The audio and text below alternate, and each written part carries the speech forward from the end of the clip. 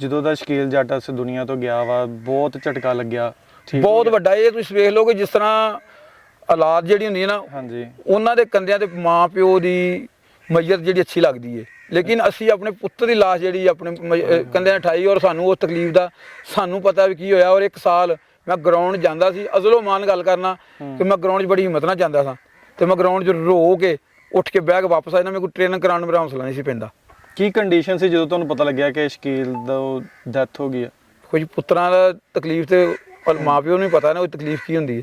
ਸਾਡੇ ਕੋਲ ਤੇ ਅੱਜ ਤੱਕ ਵੀ ਸਾਡੇ ਅੱਖਾਂ 'ਚ ਅੱਥਰੂ ਆ ਜਾਂਦੇ ਨੇ ਜਦੋਂ ਨਾਂ ਸੁਣਨੇ ਅਸੀਂ, ਤੇ ਉਸ ਟਾਈਮ ਸਾਡੇ ਨਾਲ ਜਿਹੜੇ ਹਾਲਾਤ ਹੋਣ ਮੈਨੂੰ ਹੋਸ਼ ਹੀ ਨਹੀਂ ਸੀ ਰਹੀ ਕੀ ਹੋਇਆ ਸਾਡੇ ਨਾਲ ਰਾਸ਼ਦ ਸੀ, ਦੋਵਾਂ ਦਾ ਐਕਸੀਡੈਂਟ ਟੋਬੇ ਨੂੰ ਜਾਣ ਡੇ ਸੀ ਚੋਰੀ ਮਰਾਨ ਦੇ ਜਲਸੇ ਦੇ, ਉਹ ਵਕੀਲਾਂ ਦਾ ਕੋਈ ਕੱਟ ਸੀ। ਠੀਕ। ਪਰ ਰਾਸਤੇ ਦੇ ਵਿੱਚ ਹੀ ਅੱਗੇ ਗੱਡੀ ਆ ਗਈ, ਧੁੰਦ ਜੀ ਪਈ ਸੀ, ਉਹਦੇ ਵਿੱਚ ਜਾ ਲੱਗੀ।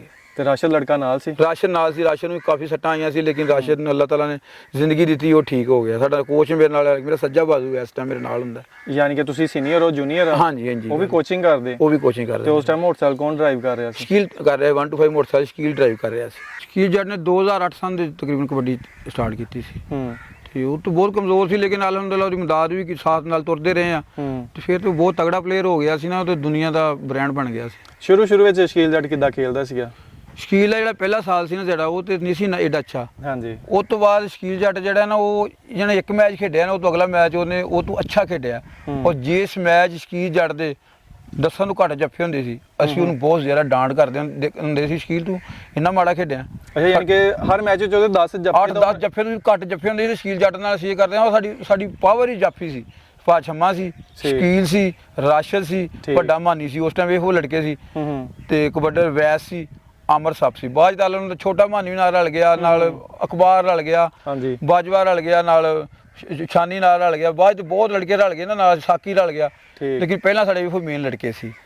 ਸਹੀ। ਤੇ ਜਦੋਂ ਸ਼ਕੀਲ ਜੱਟ ਆਇਆ ਵਾ, ਉਹ ਤੋਂ ਪਹਿਲਾਂ ਉਹ ਕਿਸੇ ਕੋਚ ਕੋ ਕਰ ਰਿਹਾ ਸੀਗਾ ਟ੍ਰੇਨਿੰਗ, ਕਿ ਪਹਿਲਾਂ ਹੀ ਤੁਹਾਡੇ ਕੋਲ ਆਇਆ? ਸਟਾਰਟ ਹੀ ਮੇਰੇ ਕੋਲ ਆਇਆ, ਔਰ ਮੇਰੀ ਬਰਾਦਰੀ ਦਾ ਚਾਚੇ ਬਾਬਿਆਂ ਅਸੀਂ ਆਇਆ ਵਾਂ, ਮੇਰੇ ਕੋਲ ਹੀ ਆਇਆ, ਤੇ ਮੈਂ ਹੀ ਉਹਨੂੰ ਸ਼ੁਰੂ ਕਰਾਈ ਗਿਆ। ਕਿੰਨੇ ਸਾਲ ਉਹਨੇ ਤੁਹਾਡੇ ਕੋਲ ਟ੍ਰੇਨਿੰਗ ਕੀਤੀ ਜਦੋਂ ਕਹਿਣ ਉਹਦਾ ਦੁਨੀਆ 'ਚ ਨਾਮ ਗੂੰਜਣ ਲੱਗ ਗਿਆ ਸੀਗਾ?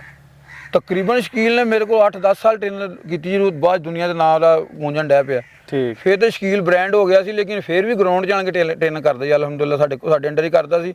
ਔਰ ਅੱਜ ਤੱਕ ਸਾਡੇ ਪੁੱਛਣ, ਮੇਰੇ ਤੋਂ ਰਾਸ਼ਦ ਦੇ ਪੁੱਛਣ ਬਗੈਰ ਉਹਨੇ ਮੈਚ ਨਹੀਂ ਖੇਡਿਆ ਬਾਹਰ ਲੋਕਾਂ ਦਾ ਕਿਸੇ ਬੰਦੇ ਦਾ, ਉਹ ਇਹਨਾਂ ਤਾਬੇਦਾਰ ਲੜਕਾ ਸੀ।